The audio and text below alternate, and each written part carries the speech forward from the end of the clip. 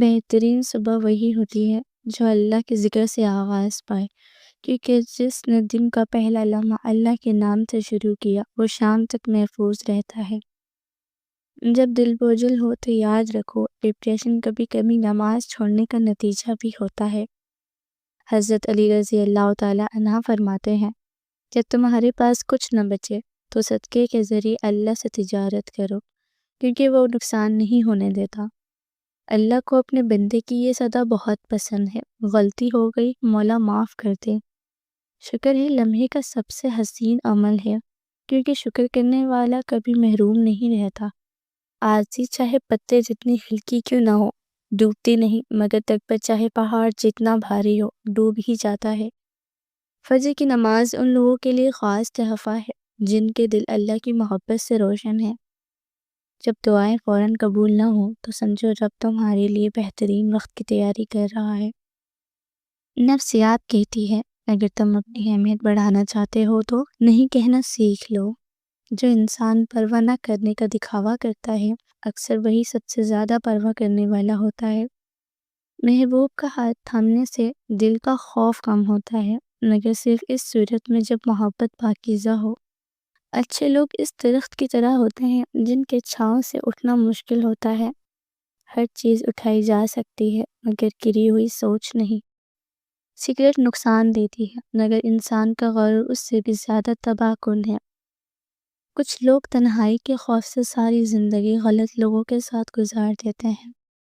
لوگ اپنی اصلیت تین صورت میں دکھاتے ہیں، جب مطلب پورا ہو جائے، جب مطلب نکل جائے، یا جب مطلب باقی نہ رہے۔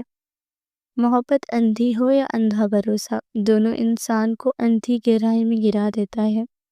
محبت کا پیکر صرف عورت نہیں ہوتا، کئی مرد بھی وفا کی منزل پہلے طے کرتے ہیں۔ سچی محبت وہ ہے جو نکاح سے پہلے نہیں، نکاح کے بعد اور مضبوط ہو جاتی ہے۔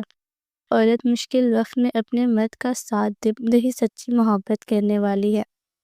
محبت کرنے والے بد دعا نہیں دیتے، ان کا دل نرم ہوتے ہیں، چاہے آنکھوں میں آنسو ہی کیوں نہ ہو۔ محبت میں اگر عزت نہ ہو تو وہ صرف خواہش رہ جاتی ہے، رشتہ نہیں۔ جو تمہارے لیے رو پڑے، سمجھ لو وہ تمہارے دل سے چاہتا ہے۔ محبت اندھی نہیں ہوتی، وہ تبھی چلتی ہے جب دونوں کی نیت صاف ہو۔ کھوئی ہوئی محبت وہ زخم ہے جو وقت نہیں بھر سکتا۔ رشتے پھولوں کی طرح، توجہ دو گے تو خوشبو دیں گے، نظر انداز کرو گے تو مرجھا جائیں گے۔ پتھروں سے گھر بنتے ہیں مگر دلوں کے جڑنے سے گھر آباد ہوتے ہیں۔ تین لوگ ایسے ہیں جنہیں اللہ قیامت کے دن نظر اٹھا کر نہیں دیکھے گا: والدین کا نافرمان، شراب پینے والا اور احسان جتانے والا۔ جو شخص خاموش ہونا سیکھ لیتا ہے اس کی عزت خود بڑھنے لگتی ہے۔ جب زبان رک جائے تو قسمت بولتی ہے۔ اگر زندگی آسان چاہیے تو دل سے حسد، نفرت اور تکبر نکال دو۔ لوگ اکثر معافی نہیں مانگتے، وہ رشتہ ختم کر دیتے ہیں۔ کچھ رشتے نبھانے کے لیے لوگ بڑی ایمانداری سے بے ایمانی کرتے ہیں۔ جو تم سے رنجیدہ ہو اسے الزام دینے کے بجائے اس کے لیے دعا کرو، کیونکہ دل بدلنے کا اختیار تمہارے پاس نہیں، اللہ کے پاس ہے۔ ہر رشتہ آزمائش سے گزرتا ہے، جو سچا ہوتا ہے وہ ٹوٹ کر بھی واپس آتا ہے۔